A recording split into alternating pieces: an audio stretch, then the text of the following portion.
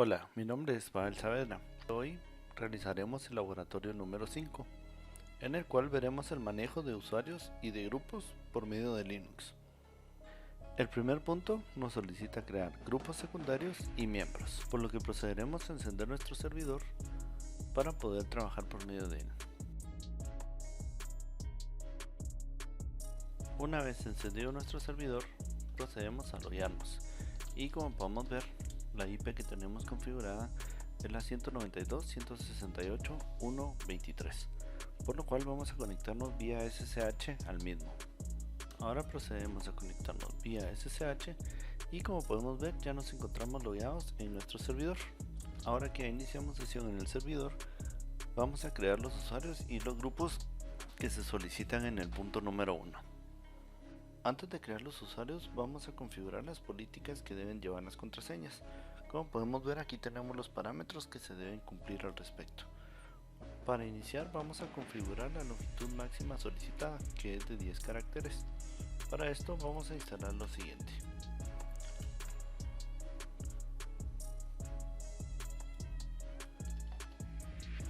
Una vez que esté instalado, ingresamos al Common Password y vamos a modificar esta línea. Vamos a agregar la longitud mínima de 10 caracteres y guardamos el archivo. Como podemos ver, ahora la configuración se encuentra guardada. Ahora nos dirigimos al archivo de configuración login.deft y aquí vamos a encontrar la opción para poder configurar estos tres parámetros: max days, min days y warn age.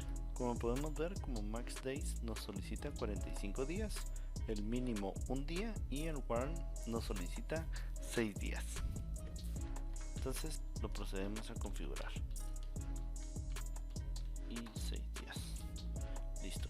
Es importante notar que esta configuración se debe realizar antes de crear los usuarios, ya que a partir de este momento empieza a aplicar estas políticas a los nuevos usuarios. Si tuviéramos un usuario que se creó antes de configurar estas políticas, no las va a aplicar automáticamente. Ahora crearemos los usuarios y los grupos. Para iniciar crearemos los grupos, iniciando con el grupo IT Webmasters. Luego vamos a crear el grupo IT OPS y también el grupo IT Admins, pero a este le vamos a asignar el ID 1200. Listo, ahora podemos ver que nuestros grupos ya están creados y podemos ver que tenemos el grupo IT Webmasters, IT OPS y el grupo IT Admins con el ID 1200 que fue solicitado.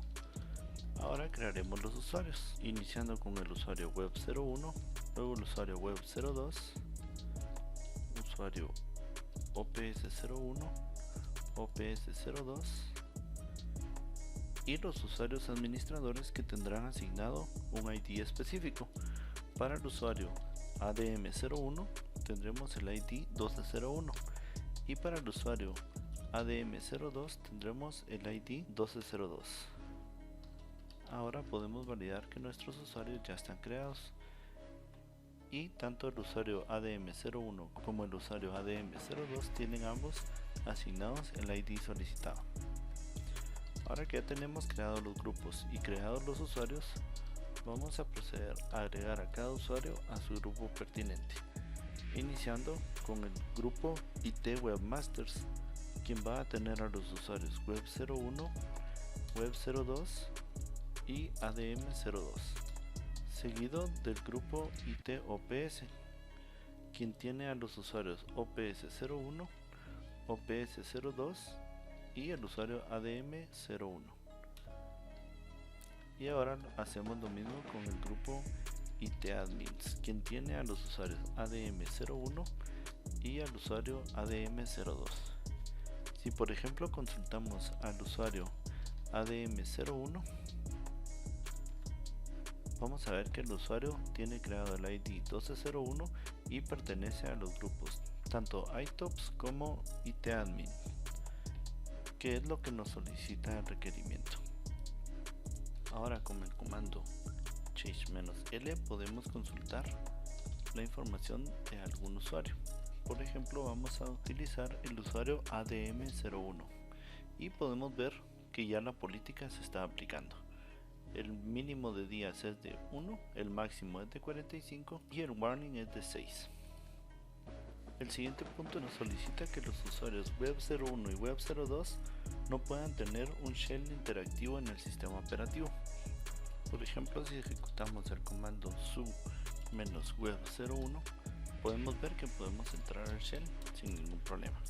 Ahora lo procedemos a deshabilitar con el siguiente comando. Y también se lo aplicamos al usuario web 02. Ahora, si volvemos a ejecutar el comando su-web01, podemos ver que nos muestra que está deshabilitado. Lo mismo sucede con el usuario web 02. Ahora nos indica que el shell de los usuarios OPS01 y OPS02 será el shell por shell, pero estas cuentas deberán de solicitar un cambio de contraseña en el siguiente login. Como podemos ver en la configuración del usuario tanto OPS2 como OPS1, nos muestra que el próximo cambio de contraseña será el día 6 de marzo. Y por ejemplo, si intentamos ingresar con alguno de estos dos usuarios, podemos ver que ingresa sin ningún problema. Para aplicar este cambio podemos ejecutar este comando para ambos usuarios, y si volvemos a consultar su información, podemos ver que el password debe ser configurado o cambiado en el siguiente inicio de sesión. Si intentamos ingresar nuevamente con el usuario, podemos ver que nos solicita un cambio de password.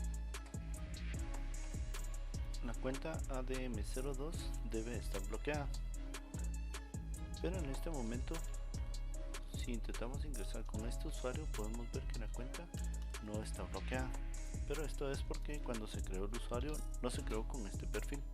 Para poder deshabilitar al usuario, vamos a aplicar este criterio en el que le estamos diciendo la fecha de bloqueo del usuario es desde 1990, el 23 de diciembre, para el usuario ADM02.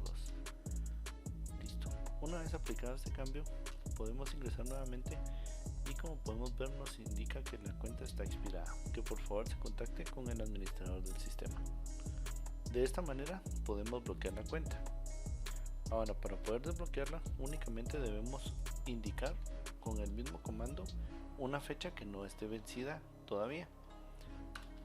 La aplicamos y al volver a ingresar podemos ver que ya nos permite ingresar sin ningún problema. Según el ejercicio vamos a dejarla bloqueada. Listo. En este momento la cuenta se encuentra bloqueada. En el punto 4 del documento nos solicita interpretar las siguientes líneas que aparecen en el archivo /etc/shadow. Para el usuario JKMail está indicando que el login del usuario es JKMail. La contraseña tiene un método de encriptación SHA-512 que han transcurrido 17.708 días desde el 1 de enero de 1970 hasta la última fecha del cambio del password. Nos indica que el mínimo de los días del password es 0, el tiempo de validez. Luego nos indica que el tiempo máximo de validez que tendrá el password es de 90 días, o sea, cada 90 días tendrás que cambiar la contraseña del usuario. Y nos indica que el tiempo de recordatorio para el cambio de contraseña es de 14 días. En los últimos tres parámetros podemos ver que el tiempo de gracia luego de que el password expire no se encuentra activo, la cuenta no expira nunca y la reserva no está configurada. Para el inciso B, nos indica que el usuario o el login name será JAndrade. La contraseña tiene un método de encriptación SHA-256. Nos indica también que han transcurrido 18.025 días desde el 1 de enero de 1970 hasta la última fecha de cambio del password. El mínimo de días password válido es de 0 y el tiempo de validez que tiene el password es de 99.999 días y el recordatorio para el cambio de contraseña es de 7 días. Como en el caso anterior, también nos indica que el tiempo de gracia luego de que el password expire no se encuentra activo y la cuenta no expira y la reserva no está configurada. Para el inciso C nos indica que el login user será user1, la contraseña no está configurada y han transcurrido 19.052 días desde el 9 de enero hasta la última fecha que cambió el password. El mínimo de días password válido es de 0 y el tiempo máximo de validez de la contraseña será de 99.999 días. El tiempo de recordatorio para cambio de contraseña será de 7 días y, como en los casos anteriores, el tiempo de gracia luego de que el password expire no se encuentra activo, así como la cuenta tampoco expira y la reserva no está configurada. Con esto podemos dar como finalizado el laboratorio número 5. Gracias por su atención, hasta la próxima.